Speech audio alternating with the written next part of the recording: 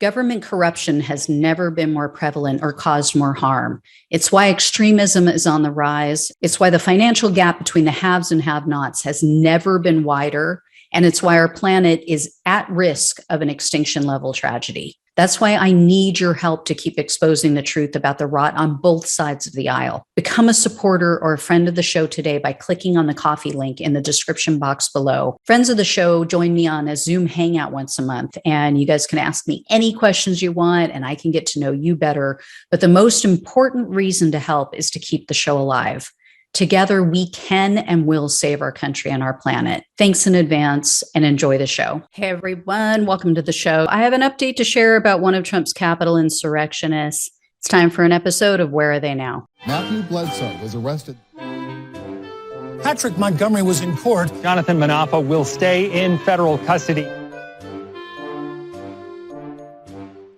No, I don't take responsibility at all.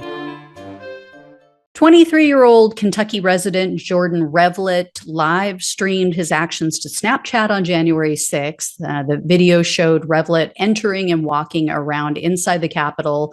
And at one point, you could hear a male voice yelling, quote, "We're in the fucking White House." Then Revlett's voice was heard exclaiming, quote, "Holy shit." Revlett then showed the mob, and they were yelling and they were chanting at officers to, quote, "let us through."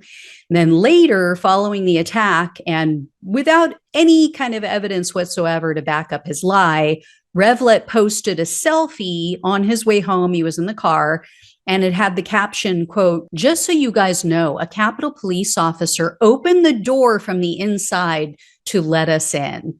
So the FBI paid Revlett a visit on January 15th of last year. He admitted to entering the Capitol, but he continued to push the lie that the police opened the doors for him and the rest of the mob.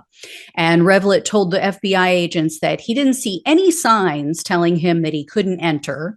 And he claimed that there was an officer standing behind the door when he entered, and he or she didn't try to stop him from entering. He also claimed that the officer made eye contact and nodded at him, quote, like nothing was wrong. Revlett also claimed that he had no idea that Congress was in session that day, which is complete bullshit. If they didn't know that Congress was in session, then why were they there? What did they think they were there for? You know, I thought they were there to raise their voices, to make their voices heard. Isn't that what they said? Heard by what or whom? By an empty building?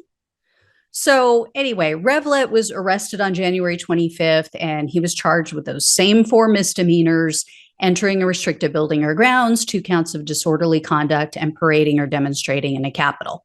In January of this year, Revlett pleaded guilty to the parading charge, and he was looking at up to 6 months in jail, up to 5 years of probation, and up to $5,000 in fines. However, the prosecutors were weak again. They asked the judge for a sentence of only 30 days in jail, 3 years of probation, 60 hours of community service, and $500 in restitution.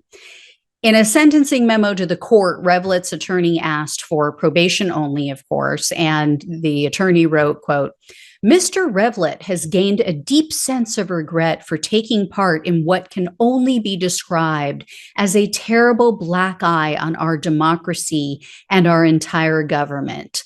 The sheer breadth of this overall investigation and prosecution of those who broke the law that day has had a great impact on Mr. Revlett. He readily admits that stating a Capitol police officer let him in the Capitol was not the reality of that day." And at the sentencing hearing, Revlett himself told the judge, quote, "I've grown up a lot since then. Something like this will never happen again. That's all I have to say." But the prosecutor argued that Revlett continues to repeat the lie that officers let them into the building, even though his own video disproved that claim.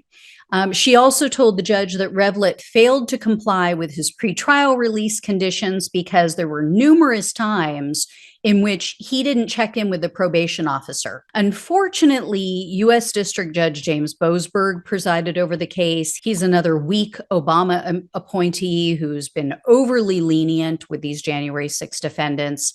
So Boasberg ended up sentencing Revlett to only 14 days in jail, 12 months of probation, 80 hours of community service, and he ordered Revlett to pay $500 in restitution. I mean, at least he believes in split sentences for these petty crimes.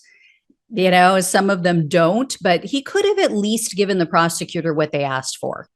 I don't believe for 1 second that Revlett has changed any of his beliefs or that he's grown up.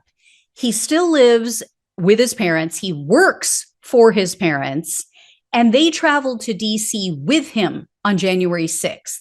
That tells me they have him convinced that Trump was this gift from God, and they're the reason he believes this whole election fraud fantasy to begin with. Until he cuts the apron strings and steps out of his parents' right-wing bubble, he's going to have zero clue about what's going on in the real world. Just my opinion. As I always say, I could be wrong, but it's very rare. But anyway, guys, when and if I hear anything new about this guy, I will let you know. Thanks so much for watching and listening. Take care. I'll talk with you soon.